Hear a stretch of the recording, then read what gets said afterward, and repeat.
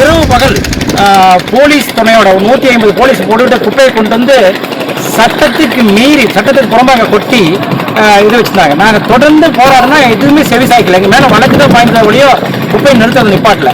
திருப்பூர் மாவட்டத்தில் நாம் நிற்கிற பகுதி வந்து முதலிபாளையம் நல்லூர் பகுதி. இங்கே பார்த்தீங்கன்னா இந்த பின்னாடி எல்லாம் இதெல்லாம் நம்ம நிற்கிற இடம் வந்து பாறைக்குழி. ஆக்சுவலாக பாறைக்குழினா இது வந்து ஒரு 8 ஏக்கர் பரப்பளவு பாறைக்குழி, அந்த பக்கம் ஒரு 7 ஏக்கர், நடுவில் மறுபடியும் பாறைக்குழி. இப்போ பார்த்தீங்கன்னா இந்த மாநகராட்சி அடாவடித்தனமாக, அதாவது கடந்த 10 ஆண்டு காலமாக இரவு பகல் போலீஸ் துணையோட 150 போலீஸ் போட்டுவிட்டு குப்பையை கொண்டு வந்து சட்டத்துக்கு மீறி சட்டத்துக்கு புறம்பாக கொட்டி இது வச்சுருந்தாங்க. நாங்கள் தொடர்ந்து போராடினா எதுவுமே செவி சாய்க்கல. எங்கள் மேலே வழக்கு தான் பாய்ந்த வழியோ குப்பையை நிறுத்துறது நிப்பாட்டில்.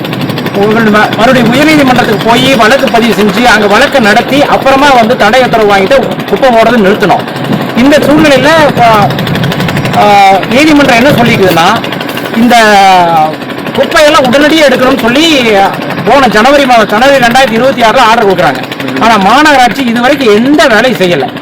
இப்போ பார்த்தீங்கன்னா இன்னைக்கு மாநகராட்சின்னு தெரியல யாருன்னு தெரியல, ஒரு 2 மர்ம நபர்கள் வந்து இங்கே தீயை வச்சு விட்டு தீயை அணைக்க முடியாத அளவுக்கு தீ எரிஞ்சிட்டு இருக்கு. பார்த்தீங்கன்னா காலையில் 11 மணிக்கு இந்த நிகழ்வு நடந்தது. ஒரே ஒரு ஃபயர் சர்வீஸ் தான் வந்தது. அப்புறம் பார்த்தீங்கன்னா அதில் அந்த ஃபயர் சர்வீஸ் ஒரு டேங்க் தண்ணி தான் இருந்திருக்கு. மறுபடியும் தண்ணி முடிஞ்சோடனே அவங்க வெளியே எடுத்துகிட்டு போயிட்டாங்க. மறுபடியும் நாங்கள் போராடுறோம்னு சொன்னதுக்கு அப்புறம் தான் இப்போ வந்து தொடர்ந்து மாநகராட்சி வண்டிகள் தண்ணி கொண்டு வந்து இப்போ அணைச்சிட்டு இருக்காங்க. இது பார்த்தீங்கன்னா எப்படி குடியிருக்கிறது, இந்த பகுதி சுற்றி வட்டாரத்தில் அத்தனை வீடுகள் உங்களுக்கு பார்த்தீங்கன்னா பார்வைக்கெல்லாம் தெரியும். அவ்வளோ வீடுகள் இந்த புகையிலே நைட்டு எப்படி படுத்திருக்கிறது, எப்படி இங்கே இருக்கிறது. இது பார்த்தீங்கன்னா இது ஏற்கனவே வந்து இது மாசுபட்ட பகுதியாக, அதாவது சந்தேகப்பட்ட மாசுபட்ட பகுதியாக சென்ட்ரல் கவர்மெண்ட் அனௌன்ஸ் பண்ணியிருக்காங்க.